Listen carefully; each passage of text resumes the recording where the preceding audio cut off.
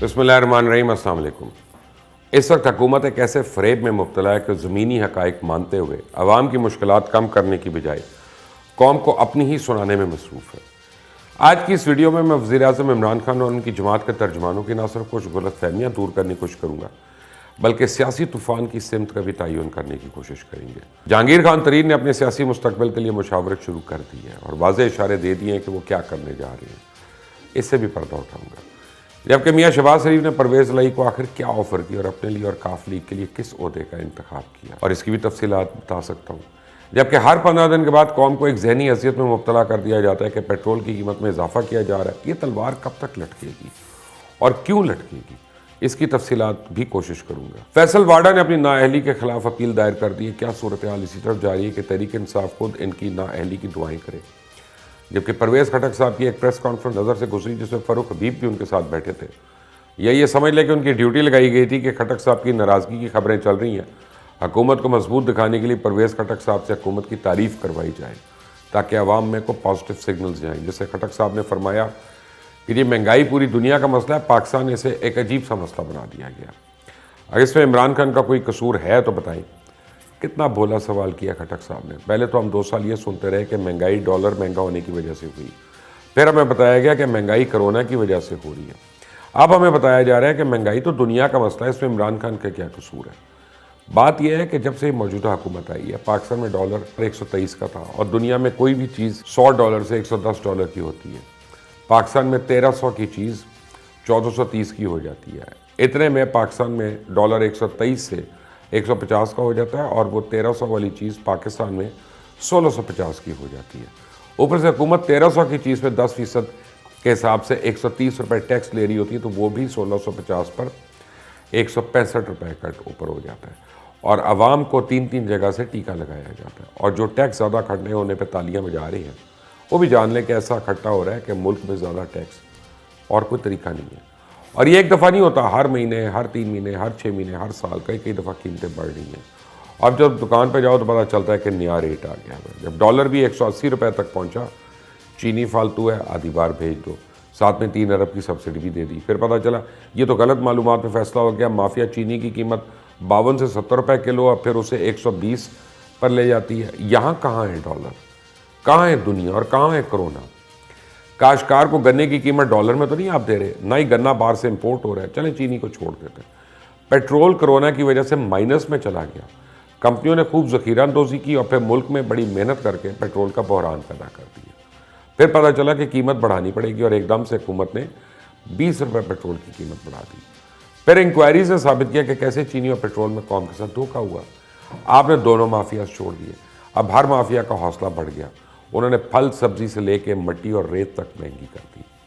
30% महंगाई दुनिया की वजह से, तो 70% महंगाई नाअहली और गलत फैसलों की वजह से।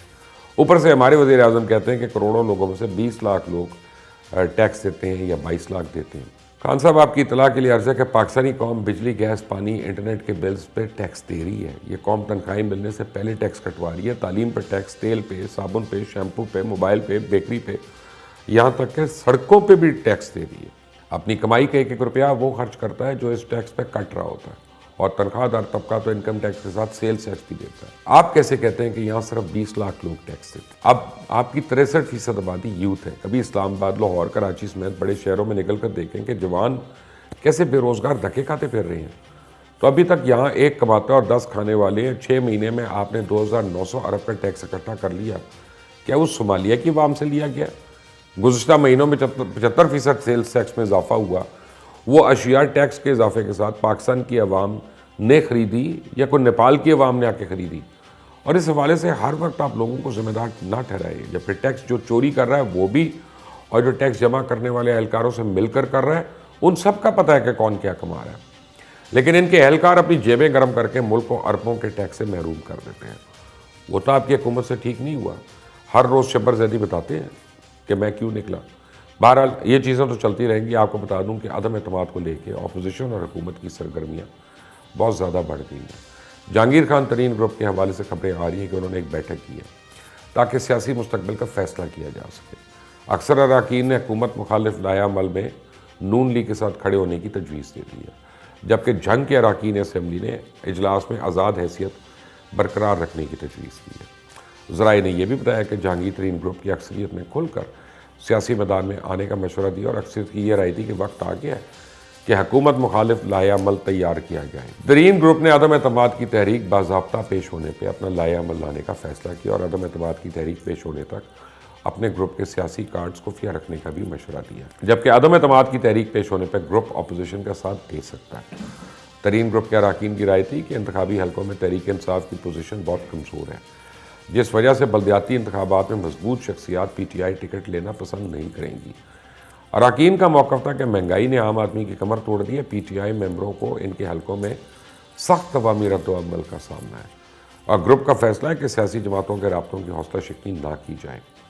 مختلف سیاسی آپشنز کی تجاویز سامنے آنے پہ جہانگیر ترین کو حتمی فیصلے کا اختیار بھی دے دیا گیا، جبکہ جہانگیر ترین نے اپنی پریس کانفرنس میں بھی واضح طور پہ کہہ دیا کہ وہ ایک الگ گروپ کے طور پہ سوچے اور فیصلہ کریں گے، جبکہ شہباز شریف کی چودھری برادران کو پیشکش کے حوالے سے اطلاعات ہے کہ شہباز شریف نے پرویز رائی کو وزیر اعلیٰ پنجاب بنانے کا واضح پیغام پہنچا دیا کہ آپ 1.5 سال کے لیے وزیر اعلیٰ پنجاب اور میں وزیر اعظم ہمارے ساتھ مل کر چلیں، آگے بھی ساتھ مل کر چلیں گے۔ لیکن ابھی تک کسی مصدقہ ذرائع نے اس کی تصدیق یا تردید نہیں کی ہے اس بات کی، جبکہ تحریک انصاف کے وفاقی وزراء نے مونس علائی کے پیش کردہ کالا باغ ڈیم کے لیے کیبنٹ کمیٹی بنانے کی مخالفت کر دی، کیونکہ وہ سمجھتے ہیں کہ اسے تحریک انصاف کو سندھ میں نقصان ہوگا اور بلدیاتی انتخابات سر پہ ہیں۔ اب دیکھتے ہیں عمران خان قومی مفاد پر پارٹی کا مفاد قربان کرتے ہیں یا نہیں، جبکہ تحریک انصاف کے رکن قومی اسمبلی خیال زمان انتقال کر گئے ہیں، جو ہنگو سے رکن اسمبلی تھے۔ انا للہ و انا الیہ راجعون۔ تحریک انصاف پہلے کراچی میں فیصل واڈا کی سیٹ ہار چکی ہے، اب ایک اور رکن اسمبلی کم ہونے سے عمران خان کے نمبرز میں مزید کمی آ رہی ہے، لیکن مولانا عمران خان کے خلاف تحریک عدم اعتماد کامیاب ہونے کے حوالے سے بہت پرعزم ہے۔ مولانا فضل الرحمان کا کہنا ہے کہ ان کا کھیل ختم اور ہمارا شروع ہو چکا، اور ملک کے مالک ہم ہیں اور ہم قبضہ چھڑوانا بھی جانتے ہیں۔ عدم اعتماد کے ذریعے حکمرانوں کو گھر بھیج دیں گے، جبکہ وزیر اعظم عمران خان نے بڑھتی ہوئی سیاسی سرگرمیوں کے بعد دورہ لاہور میں اراکین پارلیمنٹ سے ملاقات کا فیصلہ کیا۔